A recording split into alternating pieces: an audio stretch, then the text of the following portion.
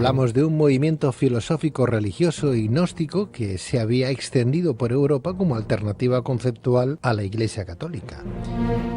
En este sentido, los cátaros, conocidos como los hombres buenos, fomentaban la libertad, la búsqueda interior y la conexión con lo divino mediante fórmulas sobre las que la Iglesia del momento no estaba conforme. Por ello, a partir del año 1209 y hasta el 1244, se llevó a cabo una cruzada con el fin de reducir o eliminar este movimiento religioso calificado como herejía por el propio Papa Inocencio III.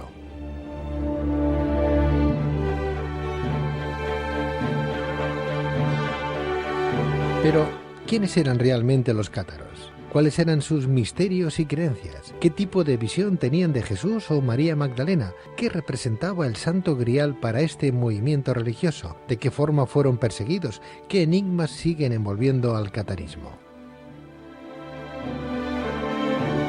Para responder a estas y otras cuestiones tenemos con nosotros a Carlos Mesa, periodista especializado en nuevas tecnologías y enigmas de la historia, escritor e investigador. Carlos, muy buenas noches. Hola, buenas noches, Pedro. Bienvenido, Carlos. Y también se encuentra con nosotros en el estudio de Luces en la Oscuridad Xavi Bonet, escritor e investigador especializado en catarismo medieval y en la sociedad occitana de los siglos X al XIII y autor de El caballo del diablo, jaque mate a los pergaminos de René Le Chateau. Xavi Bonet, muy buenas noches. Buenas noches, Pedro.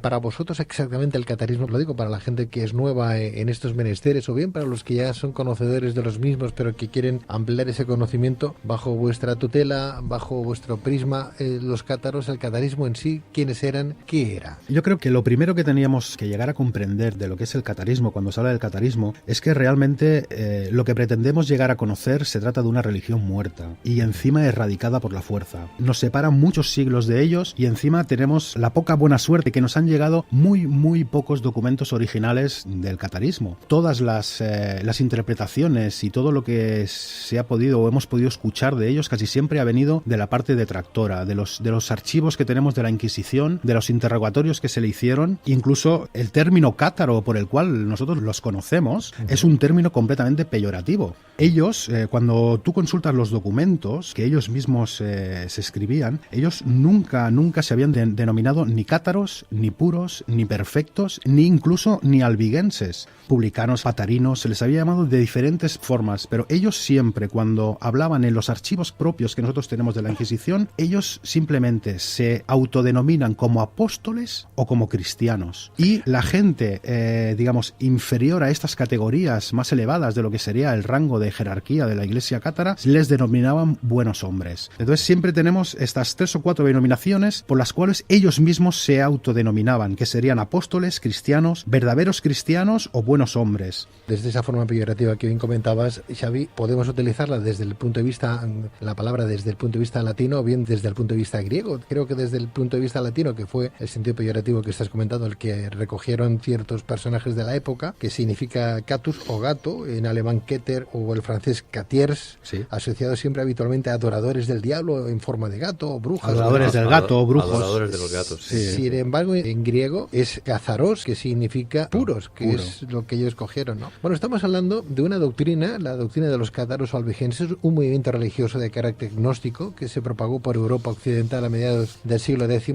logrando asentarse hacia el siglo XIII en tierras del Languedoc, donde contaba con la protección de algunos señores feudales, vasallos de la corona de Aragón, sobre todo y en concreto, ¿no? Los llamados cátaros eran un movimiento religioso cultural propulsor de un nuevo orden social a partir del ascentismo, algo bastante difícil de entender en aquella época. Pero Carlos, en el año 1095, el Papa Urbano II exhorta a recuperar Jerusalén. Los cruzados regresan sabiendo que en otras partes del mundo hay nuevas ideas, fruto del descontento hacia la iglesia medieval de la época, y es en ese momento cuando da inicio al catarismo.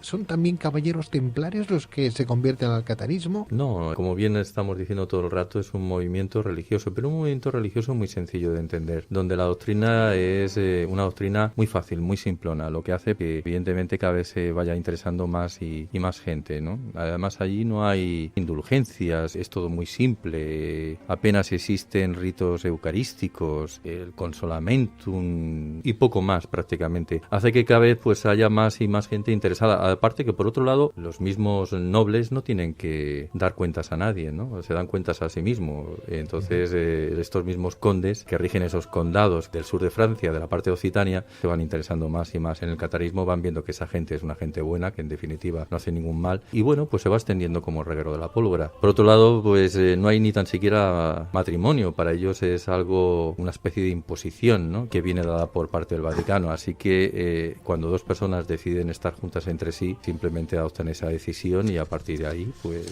no obstante, llevan una vida marital en común. Es decir, que es un movimiento que tiene más y más adeptos y bueno, y que le molesta evidentemente a la Iglesia, porque la Iglesia va viendo que cada vez tiene menos clientela, y si hay menos clientela pues hay menos ingresos. ¿Eso significaría que el amor era libre en aquella época con los cátaros? O sea, ¿profesaban el amor con varias mujeres o con varios hombres, la misma esposa? ¿Se casaban, no se casaban? ¿Había libertad de...? Sí, a ver, tenían cierta libertad. Yo lo que intentaría hacer un poquito es... Porque tú has hablado ya directamente del siglo XII, siglo XIII, pero tenemos constancia ya en el siglo X, donde ya se empiezan a redactar tratados en contra de la herejía, de una herejía dualista. Exactamente todavía el corpus de lo que sería el catarismo no está formado. Sí que en el siglo X y siglo XI empezamos a ver toda una serie de comunidades cristianas que van surgiendo, pero no solo en Occitania, porque una de las cosas que generalmente confundimos es que el catarismo está asociado a Occitania, pero el catarismo en Occitania fue un foco quizás el más importante que hubo, pero el catarismo se extendió hasta por Asia. Estamos hablando por Bulgaria, Alemania, toda la parte de Francia, incluso en España. O sea, estamos hablando que fue un movimiento religioso que casi abarcó toda Europa y prácticamente empieza a extenderse a partir del siglo X, donde ya empezamos a encontrar por parte de la Iglesia cómo se van creando tratados en contra de todos estos herejes, ¿no? Tenemos que pensar que estamos en el siglo XI, siglo X, siglo XI, donde el orden o el imperio carolingio se está desmoronando. Los nietos de Carlomagno se reparten el imperio, existe mucho desorden, no existe una clase social política que esté organizada. Estamos pasando de lo que sería el imperio carolingio a lo que sería una revolución feudal, donde pasaríamos a lo que conocimos como el feudalismo, ¿no? Están los que rezan, los que guerrean y los que trabajan. Y entonces todo esto va creando dentro de la propia sociedad que encontramos en Occitania, va creando un caldo de cultivo que poco a poco, ese caldo de cultivo, viendo en lo que se está convirtiendo la Iglesia, porque estamos en el año 1000. ¿Qué es lo que sucede en ese año 1000? En ese año 1000 tenemos lo que sería el milenarismo, el fin del mundo. Se acerca el fin del mundo. Imaginemos si ahora en el 2000, ¿no? Lo que hemos tenido nosotros con el fin del mundo, imaginaos lo que eran las prédicas de aquellos sacerdotes cuando faltaban 10, 8, 6, 3, 4 años para el año 1000. Y llega el año 1000 y no sucede nada. De golpe se alarga ese apocalipsis y se pasa del año 1000 al año 1033, porque el año 1033 es el 33 cuando crucificaron a Cristo y Cristo murió. Y entonces todo esto va haciendo mella en la gente y la gente se da cuenta de que la máxima espiritualidad que consigue la Iglesia en el año 1000 la tenemos que encontrar en las órdenes monásticas, donde encontramos dentro de 4 muros, de 4 paredes, pequeños paraísos dentro de lo que era esa sociedad de la Edad Media, ¿no? La imagen quizá más emblemática que podemos hacernos con esto es en la película del Nombre de la Rosa, ¿no? Esos tipos de monasterios donde dentro había un conocimiento, se guardaba, se custodiaba ese conocimiento, pero la gente era inaccesible. Eso va calando en el subconsciente de la gente y la gente se va dando cuenta de que realmente únicamente la gente que vive bien es la gente que vive dentro de los monasterios o los que se dedican a la vida religiosa, donde están encumbrados, donde están viviendo dentro de un lujo que la gente normal no puede permitirse. Pero estás hablando de la gente llana. ¿Eso significa que al catarismo podría entrar cualquier humilde sin posibilidades económicas? Sí. La estructura religiosa del catarismo se divide desde la parte más alta, que serían el obispo cátaro o el obispado cátaro. Algunas veces se ha hablado de papa cátaro, pero nunca se ha llegado a confirmar ni se han tenido documentos auténticos de que realmente existiera esos papas cátaros. Pero la organización religiosa la dividimos entre lo que sería el obispo, donde el obispo constaba de 2 ayudantes, por decirlo de alguna forma, que sería el hijo mayor y el hijo menor. Cuando muere el obispo, el hijo mayor sustituye al obispo, el hijo menor sustituye al hijo mayor y entra uno en su reserva a ser parte del hijo menor. La siguiente escalafón de la jerarquía, lo que encontramos son a los diáconos cátaros, y debajo de los diáconos cátaros encontramos a los buenos hombres. Hasta aquí, todos estos 4 grupos de la jerarquía, ellos pueden convertir a cualquier persona del pueblo llano simplemente por imposición de manos. La gente llana, por decirlo de alguna manera, esta gente que estamos hablando de este año 1000, empiezan a oír las prédicas de esta gente y acaban convirtiéndose en creyentes o novicios. ¿Y estos cátaros seguían algún tipo de libro como la Biblia, por ejemplo, el Antiguo Testamento, los Evangelios? Sí, el Evangelio de San Juan. Sí, a ver, realmente documentos de lo que sería documentos cátaros, únicamente cátaros, y que podemos decir ciertamente que son de ellos, como hemos dicho al principio, casi toda la documentación que tenemos únicamente la podemos basar en su enemigo, por decirlo de alguna forma, ¿no? En los archivos que tenemos de la Inquisición, de alguien que quería pues erradicarlos.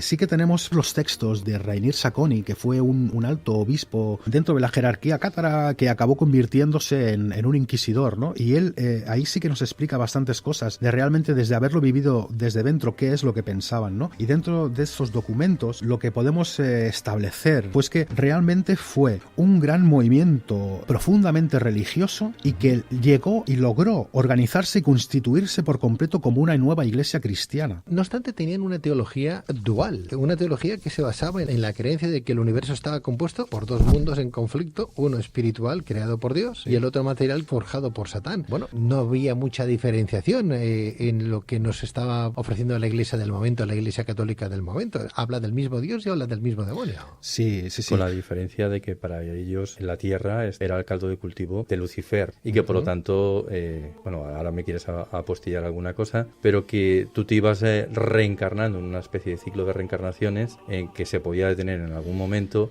cuando alcanzabas, bueno, pues para, como decían despectivamente los cristianos católicos, ¿no? Cuando alcanzabas esa perfección, porque decían que ellos eran los perfectos y por eso los llamaban de esa manera, ¿no? El ideal que se marca el catarismo se trata de un regreso a los ideales y las prácticas de la iglesia primitiva. A partir de aquí, ellos únicamente se basan en el Nuevo Testamento, rechazan el Antiguo Testamento, que es lo que ha estado presente hasta esa época que estamos hablando, hasta el siglo XI, siglo XII, principios del siglo XII, es cuando el Antiguo Testamento es el que tiene poder. El Nuevo Testamento casi no se le hace caso, ¿no? Y entonces esta gente, estos cristianos que van apareciendo, le prestan más atención al Nuevo Testamento que no al Antiguo Testamento. Ellos se reivindican como la verdadera iglesia de los apóstoles. Y tenemos en esta práctica, en este regreso a las prácticas de la iglesia primitiva, tenemos que ser conscientes de que ellos tenían casi 1000 años de diferencia con esa iglesia primitiva. Y una de las cosas que los inquisidores les dicen, bueno, sí, vosotros decís que sois la verdadera iglesia de los apóstoles y que tenéis las prácticas y que descendéis directamente de ellos, ¿no? O sea, pero ¿cómo puede ser esto si hay 1000 años de diferencia entre aquellas primeras comunidades cristianas gnósticas y lo que vosotros estáis diciendo, ¿no? Y los propios cátaros en documentos que tenemos, ellos mismos dicen que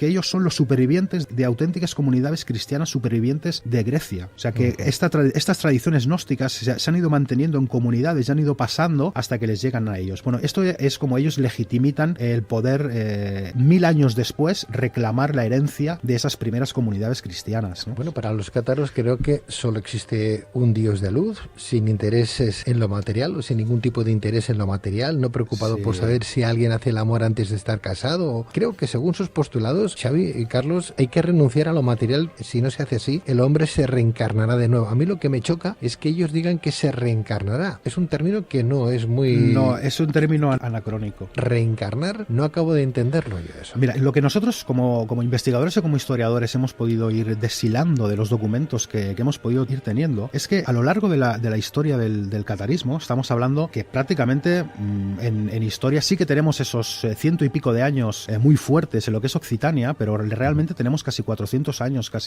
y pico de años para lograr desentramar qué fue realmente el catarismo. Y en el catarismo encontramos que evidentemente se trata de un dualismo, es un dualismo cristiano, pero esto visto desde nuestro punto de vista, nosotros lo analizamos así, desde nuestro presente. Solo es en la segunda mitad del siglo XII que se postula a favor de ese dualismo. Antes del siglo XII no tenemos ningún documento ni ninguna prueba que podamos decir que el catarismo se vincula con un dualismo. ¿Cómo pueden hablar ellos de reencarnación y no de resurrección? Te lo explico en los dos puntos que vienen, ¿no?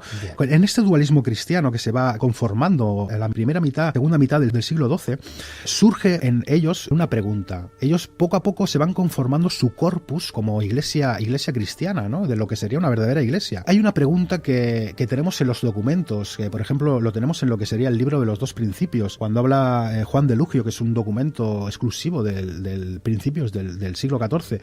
Ellos se preguntan realmente por qué existe el mal. mal. Y ante esa pregunta es cuando surgen los dos tipos de dualismo que conocemos dentro de lo que es el catarismo, que sería un dualismo mitigado y un dualismo absoluto. El dualismo mitigado únicamente lo encontramos hasta mediados del siglo XIII, donde ellos en este dualismo mitigado lo que piensan, Rainier Saconi, el excátaro que se volvió inquisidor, él mismo decía, a mediados del siglo XIII decía, piensan en modo acertado que solo hay un principio, pero muchos de ellos se equivocan en lo que concierne a la Trinidad, confiesan que Dios creó de la nada a los ángeles y los 4 elementos, pero se equivocan al decir que el diablo, con su permiso, formó todo lo que es visible, es decir, este mundo. Creen que el diablo formó el cuerpo del primer hombre y encerró a él, a un ángel que había pecado levemente, y todas las almas son transmitidas por este ángel. Esto se conoce como el dualismo mitigado. ¿Por qué se conoce como el dualismo mitigado? Porque si te fijas aquí, al final de lo que se explica, dicen, creen que el diablo formó el cuerpo del primer hombre y encerró en él a un ángel que había pecado levemente, y todas las almas son transmitidas por ese ángel. Es decir, en este dualismo mitigado, las almas que se transmiten de hombre a hombre, o sea, son generadas y por transmisión. O sea, realmente, para entender el concepto de alma que nos está explicando el dualismo mitigado, tenemos que entender el concepto de chispa divina. Digamos, en cada ser humano lo que existe es una chispa divina. Y esa chispa divina que se encerró una única vez por el diablo se va transmitiendo de cuerpo en cuerpo. Eso estaríamos hablando de lo que sería el dualismo mitigado. Al final de lo que sería el catarismo es cuando empezamos a encontrar lo que sería el dualismo absoluto. El dualismo absoluto es 2 creadores y 2 principios. Fíjate lo que decía Rainier Saconi, excátaro en el siglo XIII, decía, piensan en modo acertado que solo hay un principio. En cambio, al final de lo que sería el siglo final del siglo XIII, principios del siglo XIV, estaríamos hablando primer tercio del siglo XIV, encontramos en sus declaraciones, en sus escritos, en los escritos de la Inquisición, encontramos que su corpus como religión se ha conformado perfectamente y lo que nos aparece es un dualismo completamente absoluto. ¿Por qué? Porque es la única forma de responder a la pregunta ¿por qué existe el mal? De alguna manera, si uno se remite al Génesis, uno puede leer ahí tratados o textos que muy bien podrían haber copiado estos cátaros, ¿no? En la Biblia, en el Génesis, en el principio de todo, parece como que el demonio haya creado lo material, haya creado la tierra, haya creado a los hijos de los hombres, ¿no? Cuando hablamos de los Nefilim, ella aparece como si el demonio, que son los ángeles caídos, se están copulando con las hijas de los hombres. Sí, pero eso es otra historia. Eso se podría ampliar a través del libro de Enoch y nos hablaría de otra cosa totalmente diferente. Bueno, de lo que hablaba... No del todo, Carlos, porque si dicen que lo material es lo maligno, están diciendo que lo que se ha creado en la tierra a raíz de también a raíz de la mezcla que hay entre entre el humano y esos ángeles. Bueno, sí, también se podría ver por ahí, pero bueno, yo creo que más que nada lo que Xavi estaba dando a entender es que existe una evolución del gnosticismo y el gnosticismo ha ido evolucionando a lo largo del tiempo, ¿no? El gnosticismo es el cristianismo primitivo, el cristianismo de Santiago antes del confrontamiento con Pablo y Pedro, ¿no? Y a partir de ahí pues va derivando en priscilianos, nestorianos. Cuando hablamos de los búlgaros, aquellos búlgaros cátaros de Xavi quería dar a entender los bogomilos, que fueron los anteriores al movimiento de los cátaros, luego aparecen los cátaros como tal. Después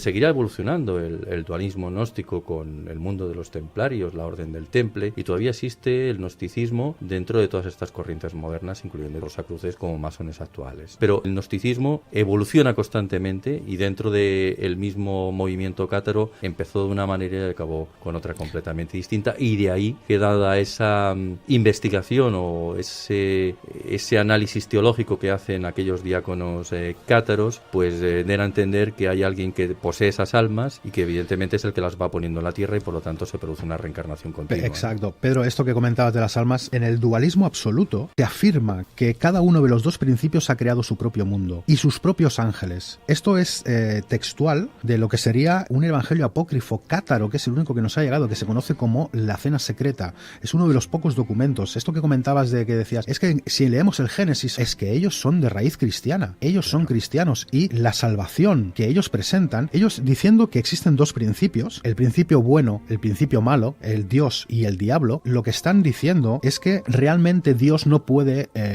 no ha tenido nada que ver con el mal, sino que el mal es un principio aparte. Entonces Dios no puede hacer el mal porque no le pertenece hacer el mal en su propia naturaleza. Y entonces en este dualismo absoluto encontramos algo muy esclarecedor dentro del propio texto, que nos dice que el diablo subió al cielo, no Dios expulsó, como sería en el dualismo mitigado, a Satán o al demonio o Lucifer del cielo, sino en este texto lo encontramos es al revés, es que el diablo sube al cielo y tras un combate contra el arcángel Miguel y otros ángeles de Dios, este robó 1/3 de las criaturas creadas por el Dios bueno y cada día las vierte en cuerpos humanos o animales y así las transmite de un cuerpo a otro hasta que todas sean devueltas al cielo. Aquí está la diferencia entre el dualismo mitigado y el dualismo absoluto. El dualismo mitigado, las almas se transmiten por generación, mientras que en el dualismo absoluto las almas son las mismas que robó el diablo, que robó Satán en esa primera guerra que provoca con Dios. Satán es un ángel caído creado por Dios en su momento, Luzbel. En la teoría cristiana sí, en la teoría cátara no. En la teoría cátara es un principio completamente aparte. En esa dualidad hay dos creadores, entonces, dos principios, tanto Dios como exacto. Lucifer. Sí. Y entonces Lucifer se rebela contra Dios.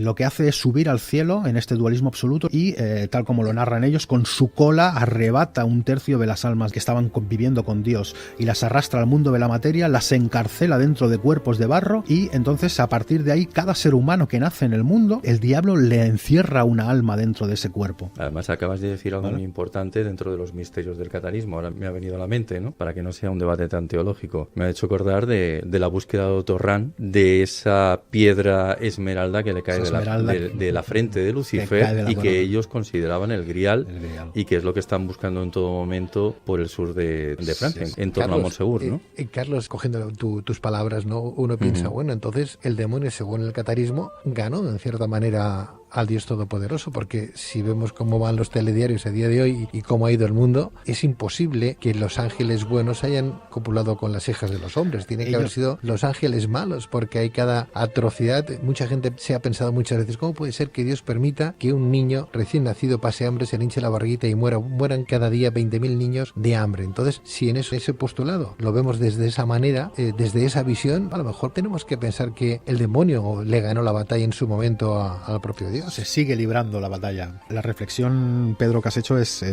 fantástica, ¿no? Ellos mismos se llegaron a hacer esta reflexión en el siglo XII y en el siglo XIII, y por eso llegan a la conclusión de que realmente existen dos principios creadores. El principio creador sería, explicándolo como lo explicaba Platón. Platón explicaba lo que sería el mundo sensible, que es el mundo temporal, el mundo material, y lo que sería el mundo inteligible. O sea, las realidades universales, el mundo de las ideas, ¿no? Entonces, ese mundo material es el que ellos acusan de que es el construido y el creado por Lucifer, mientras que el mundo espiritual, ese mundo que según ellos mismos atribuían en palabras de Jesús, cuando Jesús decía mi mundo y mi reino no está en este mundo, es porque este mundo, según los cátaros, es el creado por Lucifer, y ese otro mundo que prometía Jesús es el que aspiran, es el del Dios bueno, donde Lucifer subió y robó esas almas y después las va encerrando dentro de los cuerpos. De la figura de Jesús, ¿qué visión tenían los cátaros? Para ellos era todo, la figura de Jesús, No estamos hablando de la cruz. ¿Jesús de Nazaret era un mensajero? En el dualismo absoluto, Jesús no tenía cuerpo, porque no podía haber encarnado dentro de un cuerpo, porque si hubiera encarnado dentro de un cuerpo estaría sometido al Dios malo. Y entonces fue Dios quien envió a Jesús únicamente en lo que sería en su espíritu para que transmitiera la buena nueva, la noticia de cómo, o sea, después de muchísimo tiempo de que,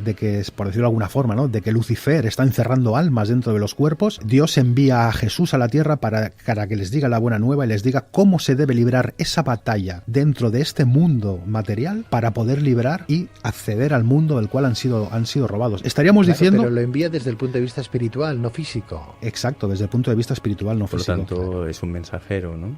También me ha hecho acordar dentro de las curiosidades, ahora me he acordado de que consideraban el crucifijo un elemento de tortura y por supuesto para nada lo veneraban. Y cuando hablábamos anteriormente a micrófono cerrado de que no había simbologías, que no había simbología de ningún tipo, ¿no?